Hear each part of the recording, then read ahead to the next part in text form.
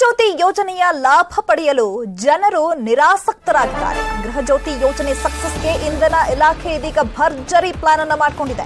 Metre readers ಮೂಲಕ ನೋಂದಣಿ ಮಾಡಲು ಪ್ರಚಾರವನ್ನ ಕೈಗೊಳ್ಳಲಿದ್ದಾರೆ. ಗೃಹಜ್ಯೋತಿ ಯೋಜನೆಯ ಲಾಭವನ್ನ ಪಡೆಯುವುದಕ್ಕೆ ಜನರು ಹಿಂದೇಟು ಹಾಕ್ತಿದ್ದಾರೆ. ಗೃಹಜ್ಯೋತಿ ಯೋಜನೆ ಸಕ್ಸಸ್ಗೆ ಇದೀಗ ಇಂಧನ ಇಲಾಖೆ ಭರ್ಜರಿ ಪ್ಲಾನ್ ಅನ್ನ ಮಾಡಿಕೊಂಡಿರುವಂತದ್ದು.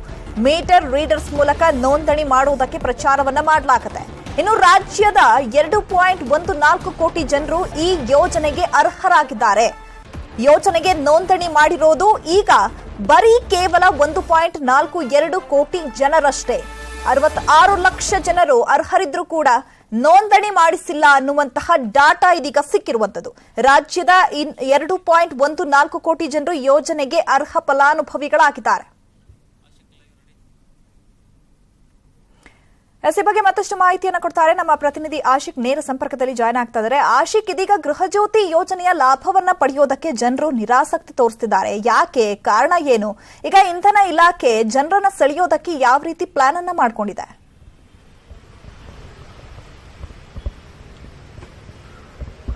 ಚೈತ್ರ, ಆಗಸ್ಟ್ 1ನೇ ತಾರೀಕಿಂದ ಗೃಹಜ್ಯೋತಿ ಫಲಾನುಭವಿಗಳಿಗೆ ಶೂನ್ಯ ಬಿಲ್ ಅನ್ನ ಹಂಚಿಕೆ ಮಾಡುವಂತ ಕೆಲಸವನ್ನ ಇಂಧನ ಇಲಾಖೆ ಅಂದ್ರೆ ಆಯಾ ವ್ಯಾಪ್ತಿಗೆ ಬರುವಂತ ಎಸ್ಕಾಂ ಸಂಸ್ಥೆಗಳು ಮಾಡ್ತಾ ಇರುವಂತದ್ದು. ಈಗಾಗಲೇ 1.42 ಲಕ್ಷ ಮಂದಿ ಇಡೀ ರಾಜ್ಯಾದ್ಯಂತ ಈ ಒಂದು ಗೃಹಜ್ಯೋತಿಗೆ ಅರ್ಜಿಯನ್ನು ಹಾಕಿ ಫಲಾನುಭವಿಗಳಾಗ್ತೀವಿ ಅನ್ನುವಂತ ಒಂದು ಆ ನಿರೀಕ್ಷೆಯಲ್ಲಿ ಇರುವಂತದ್ದು. ಒಟ್ಟಾರೆ 2.14 ಲಕ್ಷ ಮಂದಿ ಆ ಗೃಹ ಬಳಕೆಯ ಗ್ರಾಹಕರಿದ್ದಾರೆ ಎಲ್ಲ ಎಸ್ಕಾಂ ವ್ಯಾಪ್ತಿಯಲ್ಲಿ ಅನ್ನುವಂಥದ್ದು ಇಂಧನ ಇಲಾಖೆ ಕಳೆದ ತಿಂಗಳಲ್ಲಿ ಗೃಹಜ್ಯೋತಿಗೆ ಬೇಕಾಗಿ ಕಲೆ ಹಾಕಿರುವಂತಹ ಮಾಹಿತಿಯಲ್ಲಿ ಡೇಟಾದಲ್ಲಿ ಗೊತ್ತಾಗಿರುವಂತದ್ದು. ಈ 2.14 ಲಕ್ಷ ಮಂದಿಯ ಪೈಕಿ 1.42 ಲಕ್ಷ ಮಂದಿ ಮಾತ್ರ ಇದುವರೆಗೂ ಕೂಡ ಗೃಹಜ್ಯೋತಿಗೆ ನೋಂದಣಿಯನ್ನ ಮಾಡಿಕೊಂಡಿರುವಂತದ್ದು. ಉಳಿದಂತೆ 65ರಿಂದ 68 ಲಕ್ಷ ಮಂದಿ ಇನ್ನೂ ಕೂಡ ಗೃಹಜ್ಯೋತಿಗೆ ಅಪ್ಲಿಕೇಶನ್ ಅನ್ನು ಹಾಕಿಲ್ಲ. ಹೀಗಾಗಿ ಈ ಒಂದು ಜುಲೈ ತಿಂಗಳಲ್ಲಿ ಏನು ಆ 1.42 ಲಕ್ಷ ಮಂದಿ ಈ ಒಂದು ಯೋಜನೆಗೆ ಅರ್ಹರಾಗಿದ್ದಾರೋ ಆಗಸ್ಟ್ ತಿಂಗಳಲ್ಲಿ ಅಂದ್ರೆ ಸೆಪ್ಟೆಂಬರ್ ಅಲ್ಲಿ ಬರುವಂತಹ ಬಿಲ್ ಅಲ್ಲಿ ಏನಿದೆ ಅಷ್ಟೊತ್ತಿಗೆ ಇಡೀ ರಾಜ್ಯದಲ್ಲಿರುವಂತಹ 2.14 ಲಕ್ಷ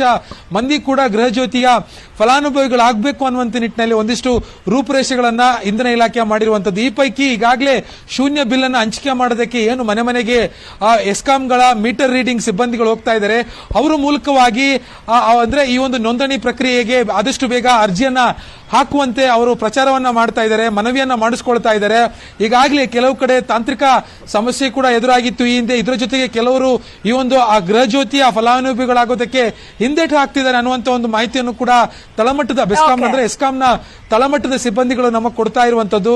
ಅದೇನೇ ಇದ್ರೂ ಕೂಡ ಆಗಸ್ಟ್ ತಿಂಗಳ ಅಂತ್ಯದೊಳಗಡೆಗೆ 2.14 ಲಕ್ಷ ಮಂದಿ ಏನು ಈ ಒಂದು ಯೋಜನೆಗೆ ಅರ್ಹರಾಗಿದ್ದಾರೆ ಅವರಿಂದ ಎಲ್ಲರಿಂದನೂ ಕೂಡ ನೋಂದಣಿ ಮಾಡಿಸೋದಕ್ಕೆ ಇಂಧನ ಇಲಾಖೆ ಇದೀಗ ಏನು ಸಿದ್ಧತೆಯನ್ನ ಮಾಡಿಕೊಂಡಿರುವಂತದ್ದು. ಚೈತ್ರ, ಓಕೆ, ಧನ್ಯವಾದಗಳು ಆಶಿಕ್ ತಮ್ಮೆಲ್ಲ ಮಾಹಿತಿಗಾಗಿ.